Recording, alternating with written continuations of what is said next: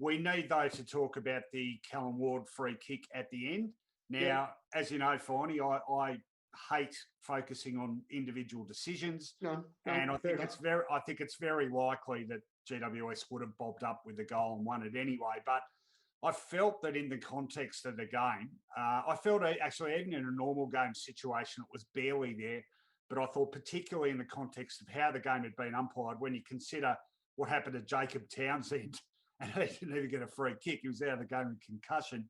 And we saw, in the last quarter, there were so many body-on-body clashes with incidental contact that, by the letter of the law, could have been paid, that weren't paid. So why pluck this one out? I thought it was very rough free kick. What do you think? It was a very obvious... Look, he didn't... All right, there's faking and feigning and staging. There's also throwing yourself into a player... He threw himself into that bump or that incident in a manner that he wasn't going for the ball. He was just creating contact for himself in a fairly professional way to try and get a free kick, and then he sort of over-exaggerated the impact. It was a pretty basic non-free, actually, especially on a wet, greasy night. It was pretty basic.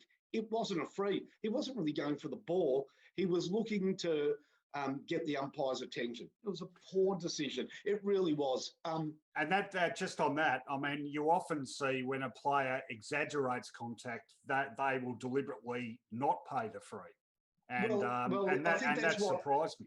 I think Wayne Carey said that. One of the commentators, special comments players said that is normally a signal. Sometimes, look, I remember... Wayne Carey said that, yep. I remember Gary Sidebottom, after a very good first year at St Kilda, he became a theatrical footballer, best exemplified by getting glanced by a can at Moorabbin and going down as though that can, in fact, was a Mack truck. But every time he'd go for the ball, he would fling his, overemphasise. And there were actually free kicks he should have got, but he didn't get because of the mayo that he put on it.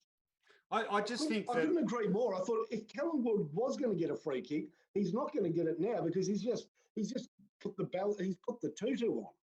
But even that aside, I think I'm not sure there's enough umpiring to the circumstances anymore. I mean, it was a wet night. It was a scrambly game. There was heaps of congestion, heaps of body clashes. If you're going to be picking them out, if you're going to apply that throughout the four quarters, you're going to be paying 100 free kicks for the night. They didn't.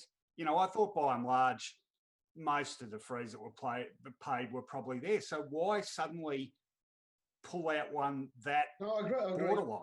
Yeah, I know you agree. This is as close as I come to having a whinge about my team being cost by a poor decision. Now, let me stress, I'm not saying that. I don't think Essendon deserved to win the game in the finish. However, it was sort of unfortunate that GWS had to win it with that. Yeah.